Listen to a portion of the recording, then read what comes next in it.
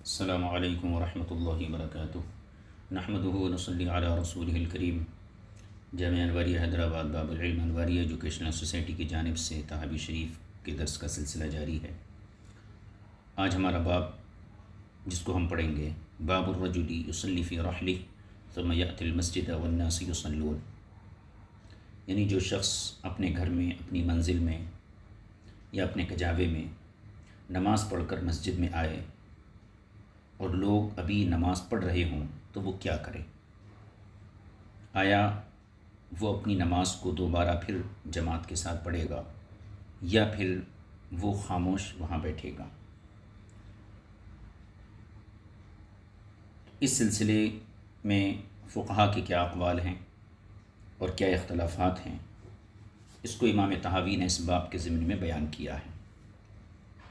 اس سلسلے میں جو اقوال ذکر کیے جاتے ہیں وہ یہ ہیں۔ امام مالک کا مذہب یہ ہے، اگر کوئی شخص فرض نماز پڑھ کر مسجد میں حاضر ہوا اور لوگ اسی فرض کی جماعت کر رہے ہیں تو یہ شخص بطور نفل اس میں شرکت کر سکتا ہے،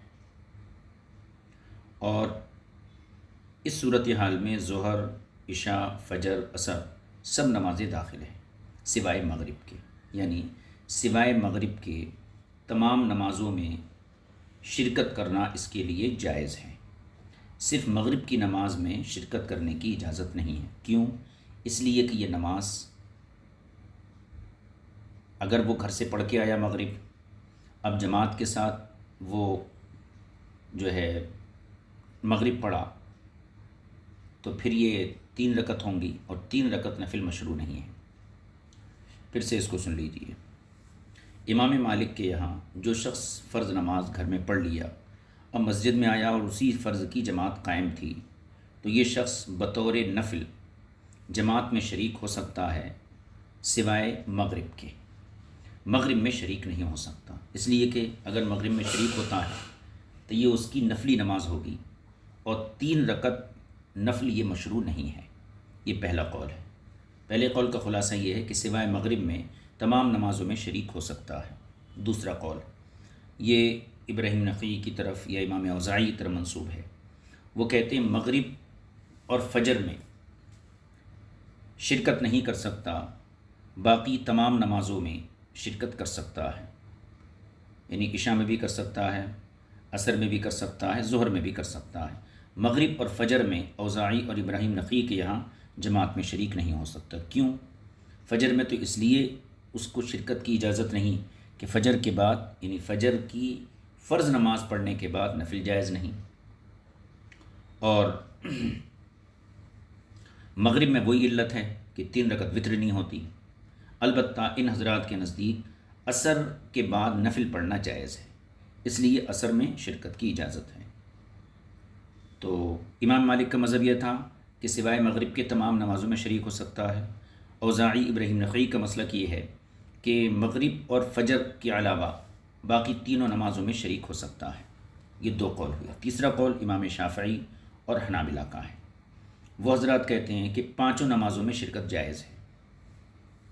یہ 3 قول ہوئے۔ چوتھا قول امام اعظم ابو حنیفہ کا اور احناف کا۔ ان حضرات کے یہاں ایسے شخص کے لیے صرف ظہر اور عشاء میں شرکت جائز ہے، فجر میں، عصر میں، مغرب میں شرکت جائز نہیں۔ کیوں؟ اس لیے کہ احناف کے یہاں فجر اور عصر ان دونوں نمازوں کے بعد نوافل جائز نہیں ہیں، اور مغرب میں اس لیے ناجائز ہے کہ نفل نماز 3 رکعت کے ساتھ جائز نہیں۔ تو یہ 4 قول ہوئے۔ ان اقوال کو میں ایک بار پھر اعادہ کر دیتا ہوں۔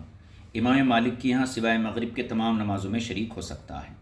امام اوزاعی ابراہیم نخعی کے نزدیک مغرب اور فجر کے علاوہ باقی تمام نمازوں میں شریک ہو سکتا ہے، اور امام اعظم ابو حنیفہ رضی اللہ تعالیٰ عنہ کے نزدیک فجر، عصر، مغرب کے علاوہ باقی 2 نمازوں میں یعنی ظہر اور عشاء میں شریک ہو سکتا ہے۔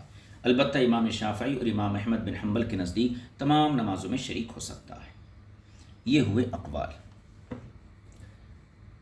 اب امام طحاوی نے کتاب کے اندر جو بحث کی ہے، یہاں ہم نے 4 قول نقل کیے، لیکن امام طحاوی نے یہاں پر امام شافعی اور امام احمد بن حنبل کو ایک فریق بنایا ہے، اور امام اعظم کو دوسرا فریق بنایا ہے، اور انہی دونوں مذہبوں کے متعلق امام طحاوی نے یہاں دلائل قائم کیے ہیں۔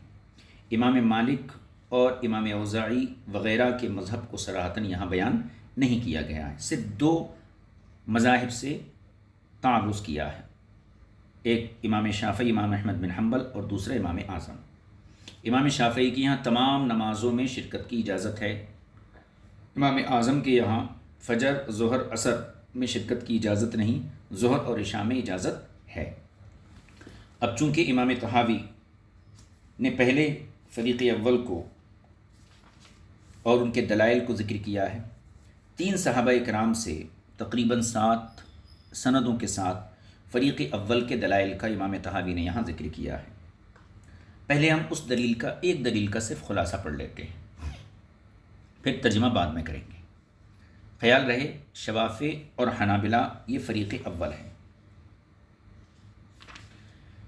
امام طحاوی نے ایک حدیث یہاں نقل کی ہے فریق اول کی تائید میں۔ بسر بن محجن دیلی اپنے والد سے روایت کرتے ہیں، وہ رسول پاک صلی اللہ علیہ وسلم سے روایت کرتے ہیں کہ انہ رآہ وقد اقیمت الصلاۃ، نماز کھڑی ہو چکی تھی، جماعت کھڑی ہو چکی تھی، تو یہ کیا کرے، بیٹھ گئے۔ کہتے ہیں فجلست ولم اقم بالصلاۃ، میں نماز کے میں شریک نہیں ہوا۔ جب یہ نماز سے فارغ ہوئے تو کہتے ہیں حضور نے مجھ سے فرمایا قال علی الست مسلمن، یعنی یہ جو تھے جماعت ہو رہی تھی مسجد میں، یہ جماعت میں شریک نہیں ہوئے، ایک مقام پر بیٹھ گئے۔ تو حضور اکرم صلی اللہ علیہ وسلم نے فرمایا الست مسلمن، کیا تم مسلمان نہیں ہو؟ تو انہوں نے کہا کیوں نہیں یا رسول اللہ؟ حضور نے فرمایا فما منعک ان تصلی معنا، تو ہمارے ساتھ جماعت میں نماز پڑھنے سے تمہیں کس چیز نے منع کیا؟ تو انہوں نے کہا قد کنت صلیت مع اہلی، میں گھر میں نماز پڑھ چکا ہوں۔ تو حضور نے ارشاد فرمایا صلی مع الناس وان کنت قد صلیت مع اہلک، یعنی تم لوگوں کے ساتھ جماعت میں شریک ہو جاؤ اگرچہ تم گھر میں نماز پڑھ چکے ہو۔ اسی مضمون کی حدیث کو امام طحاوی نے 3 صحابہ اکرام سے بیان کیا ہے، یعنی اگر تم گھر میں فرض نماز پڑھ چکے ہو، پھر مسجد میں حاضر ہوئے، تو پھر مسجد میں جماعت قائم ہے تو پھر وہاں پر نماز پڑھ لو۔ اس حدیث پاک کو دلیل بناتے ہوئے فریق اول کا کہنا یہ ہے کہ جو شخص گھر میں نماز پڑھ چکا ہے پھر مسجد میں حاضر ہوا تو اس کو چاہیے کہ وہ جماعت میں شریک ہو جائے، اور یہ جو جماعت کے ساتھ پڑھے گا یہ اس کی نوافل ہو جائیں گی، کیونکہ حضور صلی اللہ علیہ وسلم نے ان سے فرمایا صلی مع الناس وان کنت قد صلیت مع اہلک، اور اس میں کسی نماز کا استثناء نہیں ہے، اس لیے تمام نمازوں میں یہ شرکت اس کے لیے جائز ہوگی۔ اچھا، ایک حدیث ہم اور پڑھ لیتے ہیں اسی مذہب کی تائید میں، وہ ہے حضرت ابو ذر کی حدیث۔ انہوں نے فرمایا کہ اوصانی خلیلی ان اصلی الصلاۃ لوقتها، یعنی مجھے رسول پاک صلی اللہ علیہ وسلم نے یہ حکم دیا کہ میں نماز گھر میں پڑھوں، اور یہ فرمایا وَإِنْ أَدْرَكْتَ الْإِمَامَ وَقَدْ سَبَقَكَ فَقَدْ أَجْزَتْكَ صَلَاتُكَ، اور اگر تم امام کو اس حال میں پاؤ کہ امام تم سے پہلے نماز سے فارغ ہو چکا، تو پھر تمہاری نماز تمہارے لیے کافی ہے جو تم نے گھر میں پڑھی۔ وَإِلَّا فَهِيَ لَكَ نَافِلَةٌ، ورنہ اگر تم جماعت مسجد میں آئے اور ابھی جماعت چل رہی ہے تو پھر تم جماعت میں شریک ہو جاؤ، یہ جماعت والی نماز تمہارے حق میں نفل ہو جائے گی۔ اب ان دونوں حدیثوں کو جمع کیجیے۔ پہلی حدیث میں حضور نے کیا فرمایا؟ صلی مع الناس وان کنت قد صلیت مع اہلک، اگرچہ تم گھر میں پڑھ کے آئے ہو لیکن جب نماز مسجد میں حاضر ہو اور جماعت قائم ہو تو جماعت میں شریک ہو جاؤ۔ اب یہ سوال تھا کہ جب گھر میں ایک شخص پڑھ کے آیا ہے تو اب جماعت کے ساتھ جو پڑھے گا وہ نماز کون سی ہوں گی؟ ایک فرض کو 2 مرتبہ تو پڑھ نہیں سکتے، تو اس کا جواب یہ نیچے والی حدیث میں ہے کہ گھر سے اگر شخص پڑھ کے آیا فرض نماز اور جماعت میں اب شریک ہوا تو یہ جماعت کے ساتھ پڑھی گئی نماز جو ہے یہ نفل ہو جائے گی۔ ان دونوں حدیثوں کو جمع کر لیجیے تو اس سے شوافع اور حنابلہ کا مذہب متعین ہوتا ہے، اور ان کا یہی کہنا ہے کہ اگر کوئی شخص گھر میں فرض نماز پڑھ لیا پھر اسی فرض کی جماعت مسجد میں قائم ہے تو اس کے لیے حکم یہ ہے کہ وہ جماعت میں شریک ہو جائے، اور جو جماعت کے ساتھ نماز پڑھے گا یہ اس کے لیے نفل ہو جائے گی۔ اور یہاں پر حدیثوں میں کسی ایک نماز کی تخصیص نہیں ہے بلکہ عام حکم ہے، لہذا تمام یعنی پانچوں نمازوں میں اس قسم کی شرکت کرنے کی اجازت ہوگی۔ اسی مضمون کو صاحب کتاب نے امام طحاوی نے فریق اول کی طرف سے مختلف صحابہ کرام سے روایت کیا ہے، اور ان سے یہ ثابت کیا ہے کہ جو ہے آدمی جو ہے گھر میں پڑھ کے آیا اس کے باوجود بھی وہ ہر ایک نماز میں امام کے ساتھ شریک ہو سکتا ہے۔ اب ان حدیثوں کا پہلے ہم ترجمہ پڑھ لیتے ہیں، اس کے بعد فریق ثانی کے جو دلائل ہیں اس کی طرف توجہ دیں گے۔ دیکھیے اب ترجمہ دیکھیے اس کا۔ پہلی حدیث، حدثنا ابو بکرہ، یہ فریق اول کی تائید میں ہے یعنی شوافی اور حنابلہ۔ حدثنا ابو بکرہ قال حدثنا ابو عاصم عن ابن جریح قال حدثنا زید بن اسلم عن بسر بن محجن الدیلی عن ابی عن النبی صلی اللہ علیہ وسلم۔ بسر بن محجن دیلی اپنے والد سے روایت کرتے ہیں، وہ رسول پاک صلی اللہ علیہ وسلم سے روایت کرتے ہیں، کیا وہ فرماتے ہیں انہ رآہ وقد اقیمت الصلاۃ، کہ نماز کھڑی ہو گئی تھی، انہ رآہ وقد اقیمت الصلاۃ، یعنی حضور اکرم صلی اللہ علیہ وسلم نے ان کو دیکھا اور نماز کھڑی ہو چکی تھی۔ قال کہتے ہیں فجلست ولم اقم للصلاۃ، میں بیٹھ گیا اور نماز میں شریک نہیں ہوا۔ فلما قضى صلاۃ، جب حضور نے نماز مکمل کی، قال علی، تو مجھ سے فرمایا الست مسلما، کیا تم مسلمان نہیں ہو؟ قلت بلا، میں نے کہا کیوں نہیں یا رسول اللہ؟ قال فما منعك ان تصلي معنا، پھر ہمارے ساتھ نماز پڑھنے سے کس چیز نے تمہیں روکا؟ فقلت، تو میں نے کہا قد كنت صليت مع اہلی، یا رسول اللہ میں گھر والوں کے ساتھ نماز پڑھ چکا ہوں۔ فقال، تو حضور نے فرمایا صلی مع الناس وإن كنت قد صليت مع اہلک، لوگوں کے ساتھ نماز پڑھا کرو اگرچہ گھر والوں کے ساتھ پڑھ چکے ہو۔ یہ حدیث بسر بن محجن دیلی اپنے والد سے روایت کرتے ہیں۔ اسی حدیث کی اور ایک سند یہاں امام طحاوی نے ذکر کی ہے، اس کو بھی پڑھ لیجیے۔ حدثنا ابن ابی داود قال حدثنا يحيى بن صالح الوضاحي قال حدثنا سليمان بن بلال قال حدثني زيد بن اسلم عن بسر بن محجن الديلي عن ابي رضي الله تعالى عنه قال صليت في بيت الظهر او العصر، میں نے گھر میں ظہر یا عصر کی نماز پڑھ لی تھی۔ ثم خرجت الى المسجد، پھر میں مسجد کی طرف نکلا۔ فوجدت رسول اللہ صلی اللہ علیہ وسلم جالسا وحوله اصحابه، تو میں نے دیکھا کہ رسول پاک صلی اللہ علیہ وسلم تشریف فرما ہے اور آپ کی ارد گرد صحابہ اکرام کا مجمع ہے۔ ثم اقیمت الصلاۃ، پھر نماز قائم ہوئی۔ اب اس کے بعد ویسی حدیث بیان کی جو اوپر کی سند سے آئی، ان نماز قائم ہوئی، میں بیٹھ گیا اور میں جماعت میں شریک نہیں ہوا۔ یہی مضمون اس سند کے ساتھ بھی آیا ہے۔ تیسری، حدثنا حسین بن نصر قال حدثنا الفریابی، پھر اس کے بعد تحویل سند ہے۔ وحدثنا فہد قال حدثنا ابو نعیم قال حدثنا سفیان عن زید بن اسلم عن بسر بن محجن الدیلی عن ابی عن النبی صلی اللہ علیہ وسلم نحوہ غیر انہ لم یذکر ای صلاۃ ہی، اس سند کے ساتھ جو بسر بن محجن کی حدیث آئی ہے اس میں نماز کا تذکرہ نہیں ہے کہ کون سی نماز تھی۔ اوپر جو ہم سند کے ساتھ حدیث پڑھے اس میں ظہر یا عصر کا تذکرہ تھا، لیکن اس سند میں نماز کی وضاحت نہیں ہے کہ کس وقت کی نماز تھی۔ آگے دیکھیے اور ایک سند، حدثنا یونس قال اخبرنا ابن وهب ان مالکا حدثه عن زید بن اسلم عن بسر بن محجن الدیلی عن ابی عن امه عن النبی صلی اللہ علیہ وسلم مثلہ نحوہ حدثنا ابو بکرہ قال حدثنا وهب بن جریر، اس کے بعد یہ تحویل سند ہے۔ وحدثنا ابن ابی داود قال حدثنا سلیمان بن حرب قال حدثنا شعبۃ عن ابی عمران عن عبد اللہ بن الصامت عن ابی ذر قال، حضرت ابو ذر سے مروی ہے، قال انہوں نے فرمایا اوصانی خلیلی صلی اللہ علیہ وسلم ان اصلی الصلاۃ لوقتها، میرے حبیب میرے خلیل یعنی حضور اکرم صلی اللہ علیہ وسلم نے مجھے وصیت کی کہ میں نماز کو وقت پر ادا کروں، نماز کو وقت پر ادا کروں۔ وَإِنْ أَدْرَكْتَ الْإِمَامَ وَقَدْ سَبَقَكَ فَقَدْ أَجْزَتْكَ صَلَاتُكَ، اور اگر تم امام کو اپنے سے سبقت لے جانے والا پاؤ، یعنی امام تم سے پہلے تمہارے پہنچتے ہی نماز ختم کر دے تو تمہیں کیا کرنا ہے؟ فقط اجزت کا صلاتک، تو تمہاری وہ نماز جو تم نے گھر میں پڑھی وہ کافی ہے۔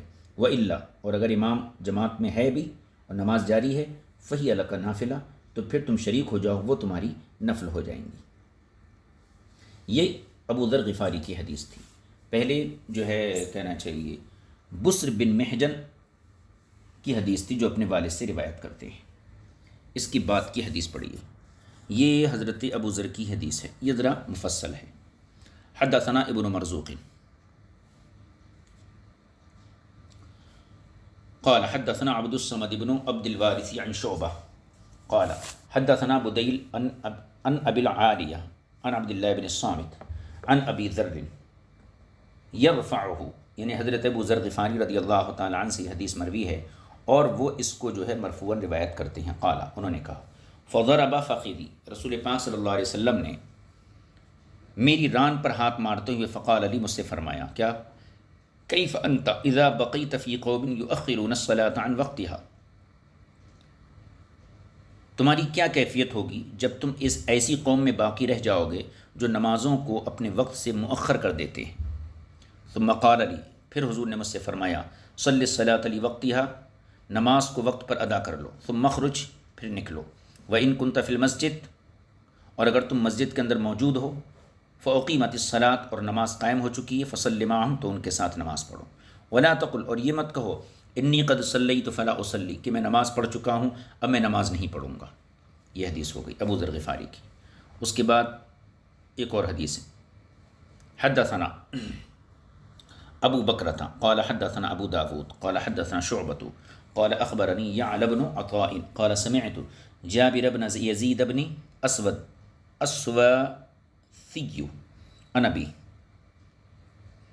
قال، وہ اپنے والد سے روایت کرتے، انہوں نے فرمایا صلی بنا رسول اللہ صلی اللہ علیہ وسلم فی مسجد الخیف صلاۃ الصبح، رسول پاک صلی اللہ علیہ وسلم نے ہمیں مسجد خیف میں فجر کی نماز پڑھائی۔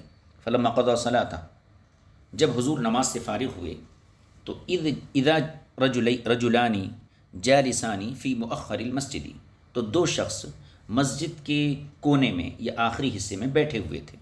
فأتی بہما ترعد فرائسہما، تو رسول پاک صلی اللہ علیہ وسلم کے حکم سے ان کو حاضر کیا گیا اس حال میں کہ ان کے شانے خوف سے کانپ رہے تھے، یعنی خوف کے مارے وہ کانپ رہے تھے۔ فقال، تو حضور نے پوچھا کہ ایک منٹ یہ آگے ہے، ہاں، حضور نے پوچھا ما منعکما ان تصلیا معنا، تم دونوں کو ہمارے ساتھ نماز پڑھنے سے کس چیز نے روک دیا؟ فقالا، تو انہوں نے کہا، دونوں نے عرض کیا رسول اللہ صلینا فی رحالنا، ہم اپنی منزل میں نماز پڑھ چکے ہیں۔ قال، تو حضور نے فرمایا فلا تفعلوا، آئندہ ایسا مت کرنا، اذا صلیتما فی رحالکما، جب تم اپنی منزلوں میں اپنے گھروں میں نماز پڑھ چکو، ثم اتیتم الناس وهم یصلون، پھر تم مسجد میں لوگوں کے پاس آؤ اس حال میں کہ وہ نماز پڑھ رہے ہوں، فصلیا معہم، تو پھر ان کے ساتھ بھی نماز پڑھو، فإنہا لکما نافلہ، کیونکہ جماعت میں جو تم نماز پڑھو گی یہ تمہارے لیے نفل ہو جائے گی۔ او قال تطوع، یہاں راوی کو شک ہے حضور نے نافلہ کا لفظ بولا یا پھر تطوع کا لفظ بولا ہے۔ یہ احادیث امام طحاوی نے فریق اول کی تائید میں پیش کر دیں۔ پہلی بسر بن محجن کے والد کی روایت، دوسری ابو ذر غفاری کی، پھر اس کے بعد ابو ذر غفاری کی دوسری حدیث، پھر اس کے بعد جو ہے جابر بن یزید بن اسود کے والد کی حدیث۔ ان تمام حدیثوں میں یہ چیز ظاہر ہے کہ رسول پاک صلی اللہ علیہ وسلم نے صاف ارشاد فرمایا کہ اگر تم گھر میں نماز پڑھ بھی چکے ہو اور جماعت مسجد میں قائم ہے تو تم جماعت کے ساتھ شریک ہو جاؤ، یہ نماز تمہاری نفل بن جائے گی، اور یہ مت کہو کہ میں گھر میں پڑھ چکا ہوں لہٰذا نہیں پڑھوں گا۔ تو ان تمام حدیثوں سے یہ چیز واضح ہے کہ جو شخص گھر میں نماز پڑھ چکا ہے پھر مسجد میں آیا، جماعت قائم ہے، تو مسجد میں شریک جماعت ہونا چاہیے۔ اور ان تمام احادیثوں میں وقت کی کوئی قید نہیں ہے، یہ کون سا وقت ہو، اس لیے تمام اوقات میں پانچوں نمازوں میں اس شخص کو جماعت میں شریک ہونے کی اجازت ہے۔ ایسا کہنا ہے فریق اول کا، شوافع اور حنابلہ کا۔ امام طحاوی نے ان کے مسلک کی وضاحت یہاں سے فرمائی۔ قال ابو جعفر فذهب قوم الى هذه الاثار، فقہا کی ایک جماعت انہی حدیثوں کی طرف مائل ہوئی ہے۔ فقالوا، اور انہوں نے کہا ہے، اذا صلی الرجل فی بیتہ صلاۃ مکتوبۃ ای صلاۃ کانت، جب کوئی شخص اپنے گھر میں کوئی بھی فرض نماز پڑھ چکا، ثم جاء المسجد، پھر وہ مسجد آیا، فوجد الناس وهم یصلون، اور اس نے لوگوں کو نماز پڑھتے ہوئے پایا، صلاھا معہم، تو وہ نماز لوگوں کے ساتھ پڑھے۔ فقہا کی ایک جماعت کا یہ کہنا ہے۔ دلیل میں یہ روایات پیش کر دی گئی۔ اب امام طحاوی فریق ثانی یعنی احناف کے مذہب کو بیان کرتے ہیں۔ وخالفہم فی ذلک آخرون، دوسرے فقہا نے ان سے اس سلسلے میں اختلاف کیا ہے۔ فقالو، اور ان کا مذہب یہ ہے۔ اب امام طحاوی یہاں سے ان کا یعنی فریق ثانی کا مذہب بیان کرتے ہیں۔ دیکھیے مذہب کیا ہے؟ بل کل صلاۃ یجوز التطوع بعدها فلا بأس ان يفعل فيها ما ذكرتم من صلاته إياها مع الإمام على أنها نافلة له غير المغرب فإنهم كرهوا أن تعاد لأنها إن أعيدت كانت تطوعا والتطوع لا يكون وترا إنما يكون شفعا وكل صلاة لا يجوز التطوع بعدها فلا ينبغي أن يعيدها مع الإمام لأنها تكون تطوعا في وقت لا يجوز فيه التطوع۔ یہ ہے پورے مذہب کی وضاحت۔ امام طحاوی کہتے ہیں کہ دوسرے حضرات نے مخالفت کرتے ہوئے یہ کہا، کل صلاۃ یجوز التطوع بعدها، ہر وہ نماز جس کے بعد نفل پڑھنے کی اجازت ہے، فلا بأس ان يفعل فيها ما ذكرتم من صلاته إياها مع الإمام على أنها نافلة له غیر المغرب، تو پھر اس نماز میں وہ کام کرنے میں کوئی حرج نہیں ہے جس کا تم نے تذکرہ کیا کہ امام کے ساتھ نماز پڑھ لے، وہ اس کے لیے نفل ہو جائے گی، تو اس میں کوئی حرج نہیں۔ یعنی جس نماز کے بعد نوافل کی اجازت ہے، اس نماز میں تمہارے کہنے کے مطابق امام کے ساتھ جماعت میں شریک ہونا، اس میں کوئی حرج نہیں ہے سوائے مغرب کے، اس طور پر کہ وہ اس کے لیے نفل ہو جائے گی۔ لیکن فَإِنَّهُمْ كَرِهُوا أَن تُعَادَ، لیکن مغرب میں ایسا نہ کرے کیونکہ اس کو لوٹانا مکروہ ہے۔ فَإِنَّهُمْ كَرِهُوا أَن تُعَادَ، کیونکہ انہوں نے اس کو لوٹانا مکروہ سمجھا ہے۔ کیوں سمجھا ہے؟ لِأَنَّهَا إِنْ أُعِيدَتْ، اگر مغرب کی نماز آدمی گھر میں پڑھ کے آیا، اب مسجد میں جماعت قائم ہے، اب وہ مغرب کی نماز پڑھ رہا ہے، تو اس کا مطلب کیا ہوا؟ یہ اس کے لیے نفل ہیں، یہ اس کے لیے نفل ہیں۔ اور کوئی بھی نفل نماز جو ہے بے جوڑ یعنی طاق نہیں ہے، بلکہ جتنے بھی نوافل ہیں وہ جفت ہیں، شفاع ہیں، یعنی 2 ہیں یا 4 ہیں۔ لِأَنَّهَا إِنْ أُعِيدَتْ كَانَتْ تَطَوُّعًا، اس لیے کہ اگر وہ مسجد میں آ کر پھر مغرب کی نماز میں شریک ہوتا ہے تو یہ اس کے لیے تطوع ہوگا، اور تطوع لا یکون وطرا، نفل نماز جو ہے بے جوڑ نہیں ہوتی ہے، انما یکون شفعاً، بلکہ وہ جوڑ دار ہوتی ہے، 2 ہوتی ہیں، 4 ہوتی ہیں۔ ٹھیک ہے، تو ہر وہ نماز جس کے بعد نوافل کی اجازت ہے، تو ایسی نماز کے بعد جماعت میں شریک ہونے کی اجازت ہے سوائے مغرب کے۔ اور ہر وہ نماز وکل صلاۃ لا یجوز التطوع بعدها، اور ہر وہ نماز جس کے بعد نفل پڑھنے کی اجازت نہیں ہے، فلا ينبغي ان يعيدها مع الامام، تو پھر ایسی صورت میں اس کو امام کے ساتھ اپنی نماز کا اعادہ کرنے کی اجازت نہیں ہے۔ کیوں؟ لأنها تكون تطوعا في وقت لا يجوز فيه التطوع، کیونکہ اگر وہ امام کے ساتھ شریک ہوتا ہے تو اس کا نفل پڑھنا ایسے وقت میں ہوگا جس میں نفل پڑھنے کی اجازت نہیں ہے۔ یہ ہو گیا فریق ثانی کے مذہب کا بیان، امام طحاوی نے اس کو بیان کر دیا۔ خلاصہ کلام یہ، ہر وہ نماز جس کے بعد نفل پڑھنے کی اجازت ہے، وہاں پر امام کے ساتھ شریک ہونے میں کوئی حرج نہیں، جیسے کہ ظہر کی نماز ہے، عشاء کی نماز ہے۔ لیکن مغرب کی نماز میں ایسا نہیں کر سکتا، کیونکہ مغرب کی نماز میں اگر گھر سے پڑھ کے آنے کے بعد جماعت میں شریک ہوگا تو پھر یہ جو امام کے ساتھ پڑھیں گا یہ نفل ہوں گی، اور کوئی نفل نماز جو ہے وطر نہیں ہے، لہذا مغرب کے بعد نہیں پڑھ سکتا۔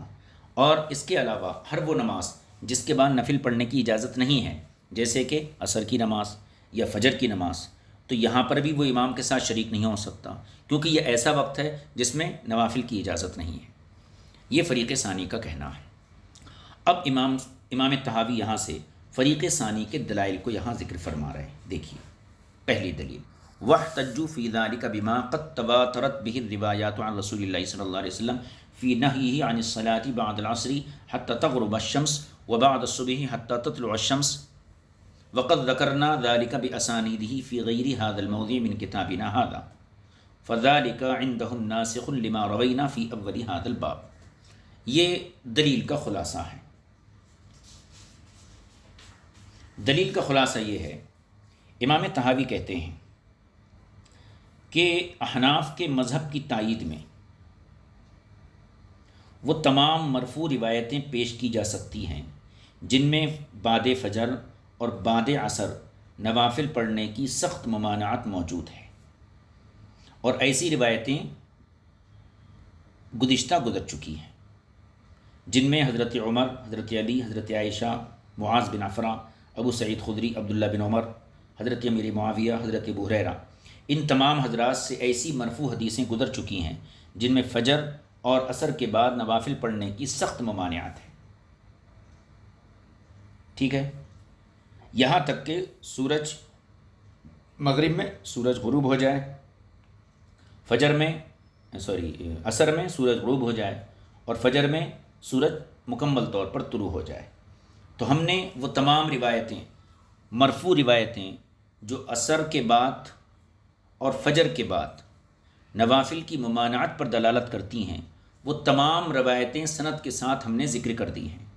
لہٰذا وہ تمام روایتیں ان روایتوں کے لیے ناسخ ہیں جو موجودہ باب کے آغاز میں بیان کی گئی ہیں، یعنی شوافع اور حنابلہ کی طرف سے ابھی جو روایتیں امام طحاوی نے ذکر کی ہیں کہ گھر سے پڑھ کے آئے تو بھی مسجد میں آ کے پڑھنا، یہ تمام روایتیں منسوخ ہیں ان روایتوں کے ذریعے کہ جن روایتوں میں حضور نے عصر کے بعد اور فجر کے بعد نفل نماز پڑھنے سے منع فرمایا ہے۔ اس کو ہم دوسرے طریقے سے بھی کہہ سکتے ہیں، ایک ہوتا ہے قول ضروری، ایک ہوتا ہے قول سوری۔ قول ضروری اور قول سوری، اس کو یوں سمجھیے، ایک بادشاہ اپنے وزیروں کو جمع کر کے ایک خاص وزیر کے بارے میں یہ فیصلہ اور یہ حکم دیا کہ میرے اس وزیر کی تعظیم کرنا، میرے اس وزیر کی تعظیم کرنا۔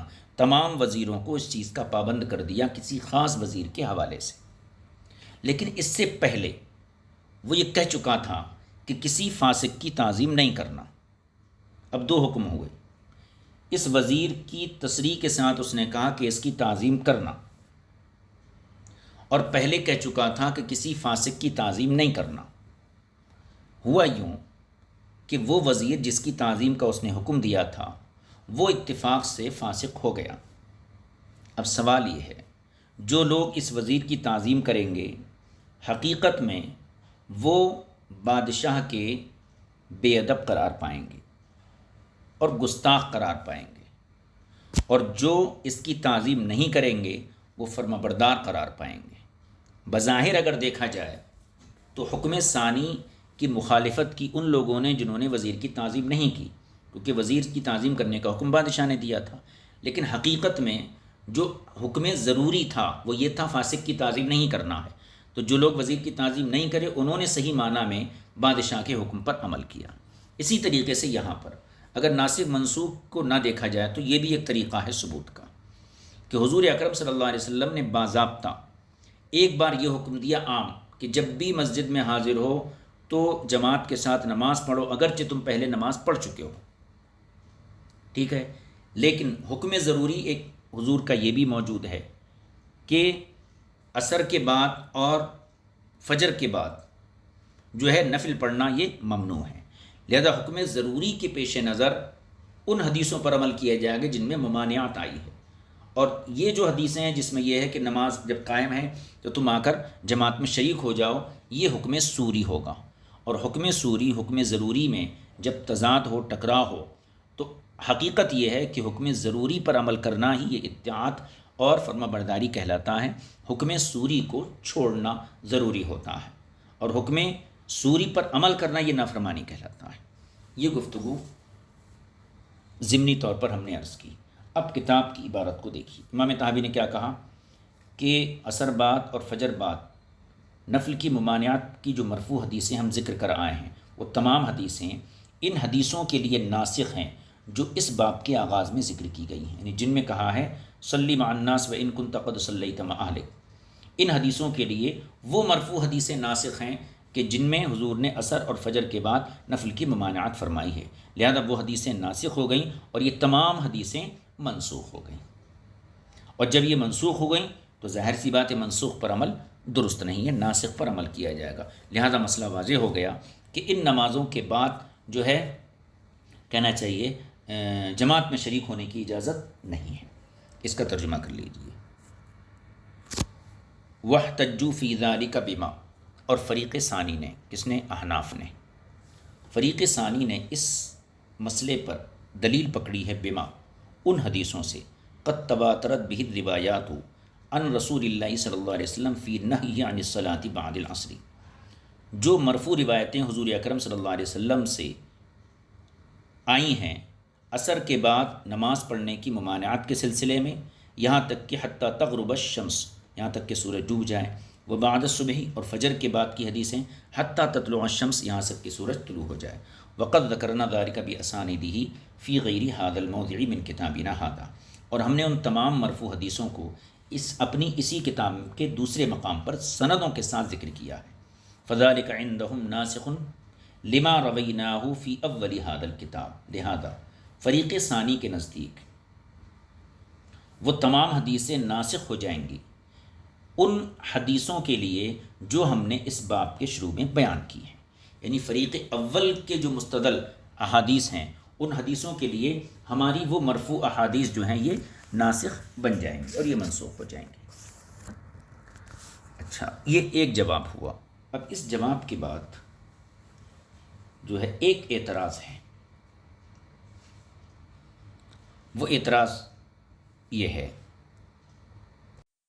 یہ دراصل اعتراض کے بجائے یوں کہہ لیجئے کہ گزشتہ جو دلیل پیش کی اس کا تکملہ ہے،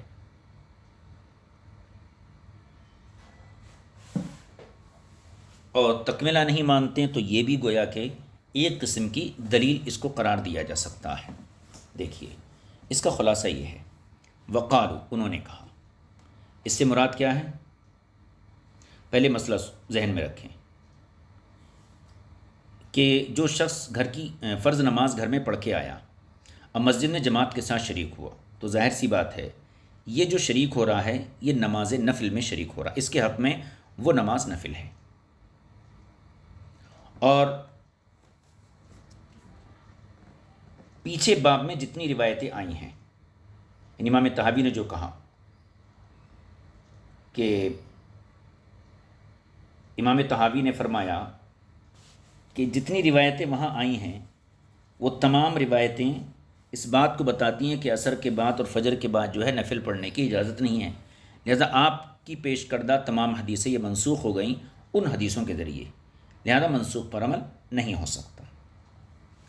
اب یہاں دیکھیے امام طحاوی نے فریق اول کی تائید میں دو قسم کی حدیثیں یہاں نقل کی ہیں۔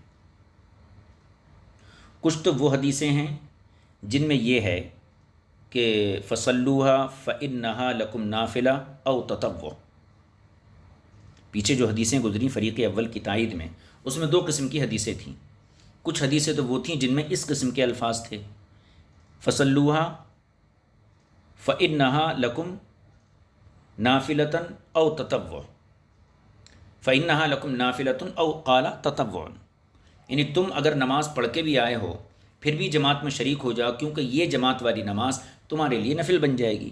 تو بعض روایتوں میں یہ الفاظ ہیں، بعض روایتوں میں یہ الفاظ ہیں، اور دوسری جو روایت ہیں، دوسری قسم کی روایت ہیں، ان میں کیا ہیں؟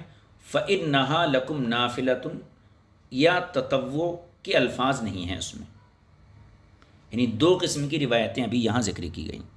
کچھ روایتیں وہ ہیں جس میں یہ صراحت ہے کہ یہ جماعت والی نماز تمہارے لیے نفل بن جائے گی، اور کچھ روایتیں وہ ہیں جن میں نفل بن جانے کی صراحت نہیں ہے، جیسے پیچھے پلٹ کر دیکھ لیجئے، جو پہلی حدیث امام طحاوی نے ذکر کی تھی اس میں نفل بن جانے کی کوئی صراحت نہیں ہے، اس میں کیا ہے؟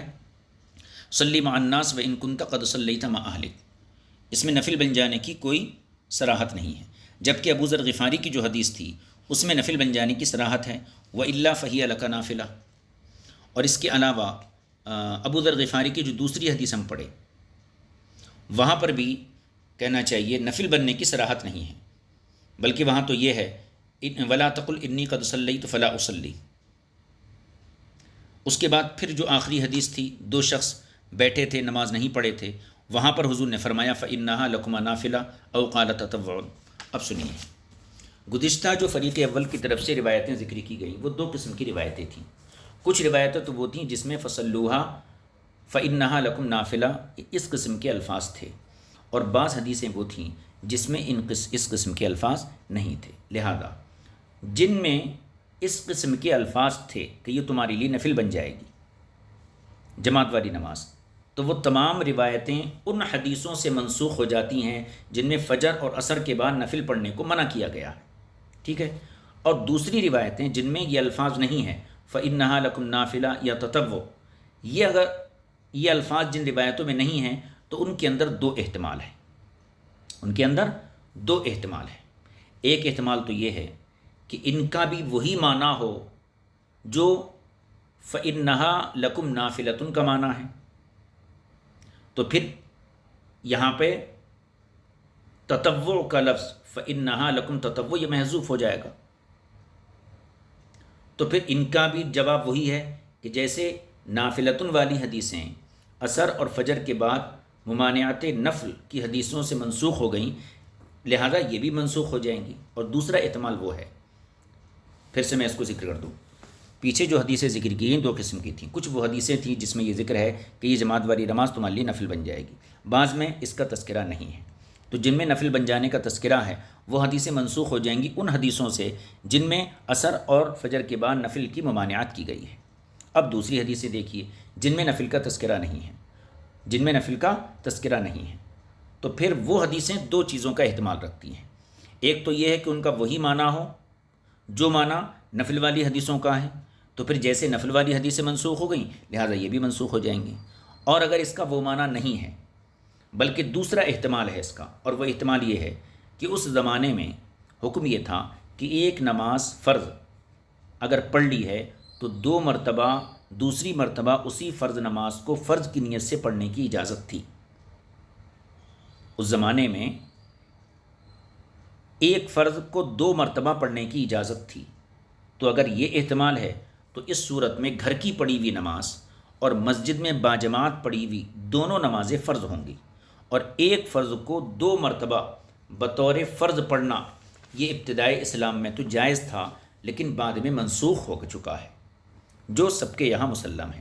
لہذا اس صورت میں بھی فصل اول کی جو روایتیں ہیں ان کا منسوخ ہونا ثابت ہوتا ہے۔ لہذا صرف ظہر اور عشاء میں شرکت جائز ہو سکتی ہے کیونکہ ان نمازوں کے بعد نوافل جائز، اور فجر عصر مغرب میں ان وجوہات کی وجہ سے شرکت کرنے کی اجازت نہیں ہے، ٹھیک ہے۔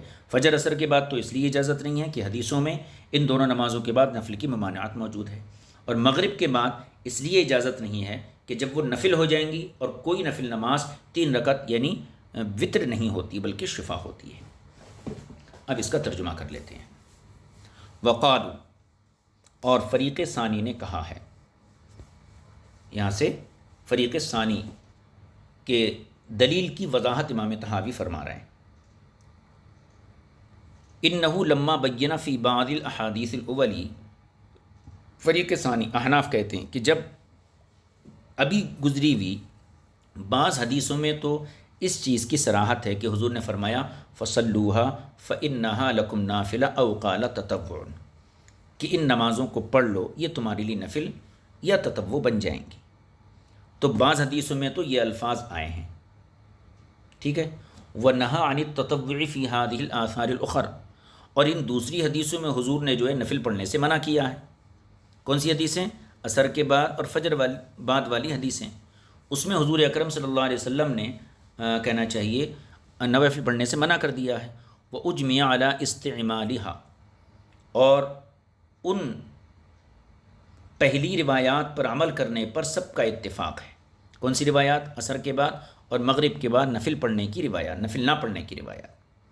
کان ذلک داخلا فیہا ناسخا لما قد تقدمہ مما قد خالفہ، تو ان کا حکم بھی یہی ہوگا، اور یہ ان پہلی روایات کے لیے ناسخ ہوں گی جو ان کے خلاف ہیں۔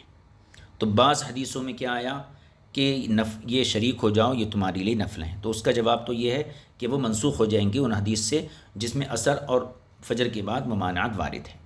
اور اگر دوسری قسم کی حدیثوں کو دیکھیں جس میں یہ الفاظ نہیں آئے ہیں، وَمِن تِلْكَ الْآثَارِ مَا لَمْ يَقُلْ فِيهِ، اور گزشتہ حدیثوں میں کچھ حدیثیں وہ ہیں جن میں یہ حضور نے نہیں فرمایا، فَإِنَّهَا لَكُمْ تَطَوُّعٌ، یہ نہیں فرمایا ہے، فَذَلِكَ، تو پھر ایسی حدیثوں میں دو احتمال ہیں۔ ایک احتمال تو یہ کہ اس کا بھی وہی معنی ہو جو پہلی والی حدیثوں کا، یعنی نفل ہو جائیں گی۔ ایک احتمال تو یہ ہے، فرماتے ہیں فَذَلِكَ يَحْتَمِلُ أَن يَكُونَ مَعْنَاهُ مَعْنَى هَذَا الَّذِي بَيَّنَ فِيهِ، تو احتمال ہے کہ ان کا بھی وہی معنی ہو جو اس حدیث کا معنی بیان کیا گیا۔ فَقَالَ فَإِنَّهَا لَكُمْ تَطَوُّعٌ، کہ یہ بھی تطوع ہو جائیں گی۔ وَيَحْتَمِلُ، اور یہ بھی احتمال ہے، أَن يَكُونَ ذَلِكَ كَانَ فِي وَقْتٍ كَانُوا يُصَلُّونَ فِيهِ الْفَرِيضَةَ مَرَّتَيْنِ، کہ حضور کا یہ حکم حدیثوں میں اس وقت کا ہو، اس زمانے کا ہو جب کہ لوگ ایک فریضے کو دو مرتبہ وقت میں ادا کرنے کے مجاز تھے۔ فَيَكُونَانِ جَمِيعًا فَرِيضَتَيْن، تو ایسی صورت میں گھر میں پڑھا گیا فرض اور جماعت کے ساتھ پڑھایا گیا فرض، یہ دو فرض جمع ہو جائیں گے۔ ثُمَّ نُهُوا عَنْ ذَلِكَ، پھر حضور نے اس سے منع کر دیا تھا۔ فَعَلَىٰ أَيِّ الْأَمْرَيْنِ، اب کسی بھی صورت کو آپ لیجئے، چاہے آپ ان حدیثوں کو دیکھو جس میں نفل کا تذکرہ ہے، چاہے ان حدیثوں کو دیکھو جن کے اندر نفل کا تذکرہ نہیں ہے، یا پہلا والا احتمال دیکھو بعد والی حدیثوں میں کہ تطوع نہیں ہے جن میں، تو اس میں دو احتمال ہیں۔ ایک تو یہ احتمال دیکھو کہ اس میں نفل مراد ہے، اور ایک یہ احتمال دیکھو کہ وہ اس زمانے کی نماز ہے کہ کہنا چاہیے جب ایک فرض کو دو مرتبہ پڑھنے کی اجازت تھی۔ تو فعلیٰ ای الامرین، کسی بھی صورت میں کانا فإنہ قد نسخہ ما قد ذکرنا، یہ حدیثیں ہماری ذکر کردہ روایات سے منسوخ ہو جاتی ہیں۔ وممن قال بأنہ یعاد من الصلاة الا الظہر والعشاء الآخرۃ ابو حنیفہ و ابو یوسف و محمد، جن لوگوں کے نزدیک ظہر اور عشاء کے علاوہ دوبارہ نماز پڑھنا جائز نہیں ہے، جماعت میں شریک ہونا جائز نہیں ہے، وہ کون ہیں؟ امام اعظم، امام ابو یوسف، امام محمد۔ یہاں تک دلائل مکمل ہو گئے۔ اب مزید تائید کے طور پر امام طحاوی علیہ الرحمہ نے یہاں متقدمین کے کچھ اقوال بیان کیے ہیں۔ وقد روی فی ذلک عن جماعت من المتقدمین، اس میں صحابہ اکرام کا اجماع بھی نقل کیا گیا ہے کہ متقدمین کی ایک بڑی جماعت سے اس سلسلے میں حدیثیں مروی ہیں، یعنی ایسی حدیثیں جو فریق اول کی تردید کرتی ہیں اور فریق ثانی کے مذہب کو ثابت کرتی ہیں۔ جیسے اب کچھ حدیثیں یہاں ذکر کی ہیں، ان حدیثوں کو ہم پڑھ لیتے ہیں، باب اس طریقے سے یہ مکمل ہو جائیں گا۔ دیکھیے پہلی حدیث، ما حدثنا یونس قال حدثنا عبد اللہ بن یوسف قال حدثنا ابن لہیعۃ قال حدثنا یزید بن ابی حبیب الناعم بن اجیل مولا ام سلمہ قال، ام سلمہ کے آزاد کردہ غلام تھے ناعم بن اجیل، وہ کہتے ہیں کنت ادخل المسجد لصلاۃ المغربی، میں نماز مغرب کے لیے مسجد میں داخل ہوتا، فأرى رجالا من اصحاب رسول اللہ صلی اللہ علیہ وسلم جلوسا فی آخر المسجد، تو میں نے رسول پاک صلی اللہ علیہ وسلم کے کچھ صحابہ کو مسجد کے آخری حصے میں بیٹھے ہوئے دیکھا، والناس یصلون فی، حالانکہ اس وقت لوگ باجماعت نماز پڑھ رہے تھے، قد صلوا فی بیوتہم، اور یہ لوگ گھروں میں نماز پڑھ چکے تھے، یعنی کچھ صحابہ جماعت میں شریک تھے اور کچھ صحابہ مسجد میں بیٹھے ہوئے تھے خالی، کیونکہ یہ گھر سے نماز پڑھ کر آئے تھے۔ اب یہ عمل صحابہ اکرام کا یہاں ذکر کیا۔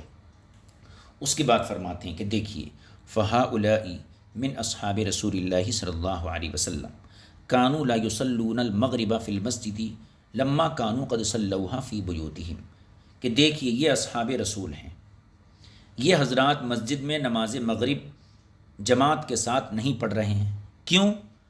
اس لیے کہ انہوں نے گھر میں مغرب کی نماز ادا کر لی ہے۔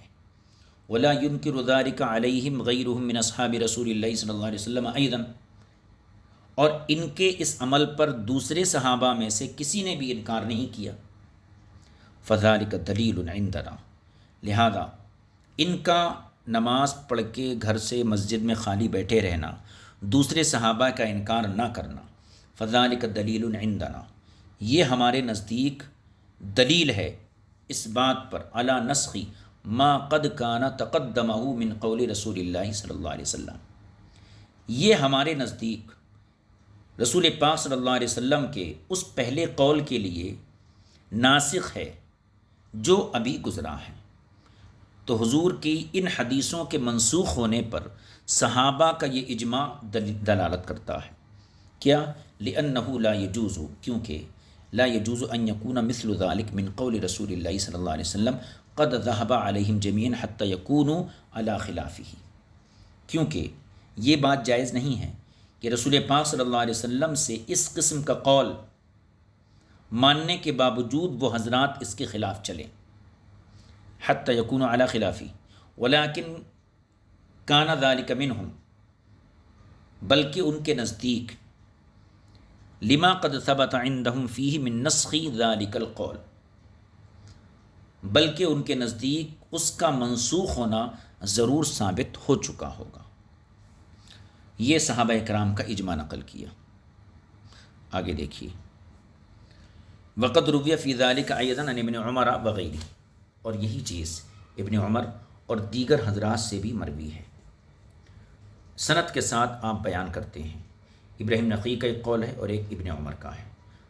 ما حدثنا ابن مرزوق قال حدثنا ابو عاصم عن ابن جریح قال اخبرنی نافع ان ابن عمر رضی اللہ عنہما قال، ابن عمر رضی اللہ تعالیٰ نے فرمایا، ان صلیت فی اہلک، ان صلیت فی اہلک، اگر تم گھر میں نماز پڑھ لو، ثم ادرکت الصلاۃ فصلیھا، پھر تم مسجد میں جماعت پاؤ تو جماعت میں شریک ہو جاؤ، الا الصبح والمغرب، لیکن فجر اور مغرب میں شرکت نہیں کرنا، کیونکہ مغرب میں کریں گے تو پھر نفل وتر ہو جائیں گی، اور صبح میں کریں گے تو پھر فجر کی نماز نفل نماز نہیں ہے.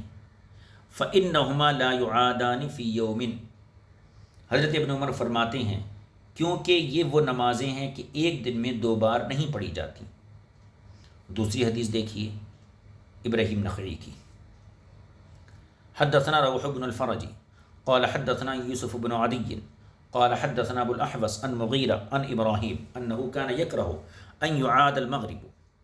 ابراہیم نخعی مغرب کی نماز کو دوبارہ پڑھنے کو ناپسند کرتے تھے، یعنی گھر میں پڑھ کے آ گئے پھر جماعت میں شریک ہو کے پڑھ لیے، اس کو ناپسند کرتے تھے، مگر الا ان یخشى رجل سلطانا فیصلیھا، لیکن اگر کسی شخص کو حکمراں کا ڈر ہو، خوف ہو، تو پھر وہ اس کو پڑھ لے. ثم یشفع برکعۃ، پھر ایک رکعت کا اضافہ کر کے ان مغرب کی 3 رکعتوں کو شفا بنا لے تو یہ 4 ہو جائیں گی. تو اس بادشاہ کے ڈر سے، بادشاہ کے ظلم سے بچنے کے لیے وہ ایسا کر سکتا ہے. لیکن اصل مذہب کیا ہے کہ مغرب کے بعد ابراہیم نخعی بھی اس کی اجازت نہیں دیتے ہیں. باب مکمل ہو گیا. باب کا خلاصہ یہ ہے کہ جو شخص گھر میں نماز پڑھ چکا ہے اور اس کے بعد وہ مسجد آیا اور جماعت قائم ہے، تو کیا اس کے لیے مسجد کی جماعت میں شریک ہونے کی اجازت ہے یا نہیں ہے. اس سلسلے میں بنیادی طور پر امام طحاوی نے 2 مذہبوں کو بیان کیا، ان کے دلائل کو پیش کیا ہے. پہلا شوافے کا، وہ یہ ہے کہ ان کے یہاں مسجد میں جب وہ شخص آیا جو گھر میں نماز پڑھ چکا ہے اور جماعت قائم ہے، تو اس کے لیے یہ اجازت ہے کہ وہ جماعت میں شریک ہو، بلکہ اس کے لیے ضروری ہے، اور تمام نمازوں میں وہ یہ کام کر سکتا ہے. اور اس سلسلے کی روایتیں حدیث باب کے آغاز میں ذکر کی. دوسرا مذہب ہے امام اعظم کا، وہ فرماتے ہیں کہ سوائے ظہر اور عشاء کے کسی نماز میں بھی اس کو اعادے کی اجازت نہیں ہے. کیوں؟ مغرب میں اس لیے نہیں کہ مغرب میں اگر اعادہ کرے گا تو وہ اس کے لیے نفل بنیں گے اور 3 رکعت نفل نہیں ہے.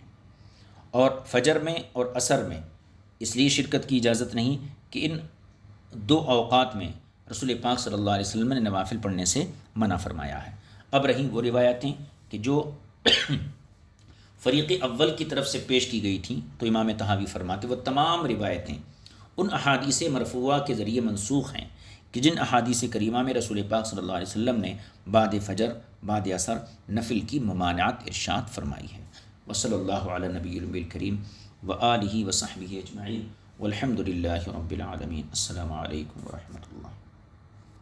اب اس کے بعد جو ہے ہمارا باب، یہ کافی طویل باب ہے، باب الرجل يدخل المسجد یوم الجمعۃ والامام یخطب۔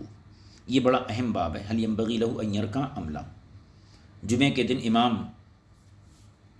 خطبے میں مصروف ہے اور کوئی شخص مسجد میں داخل ہوتا تو کیا اس کے لیے نفل پڑھنا یعنی تحیۃ المسجد پڑھنا اس کی اجازت ہے یا نہیں ہے؟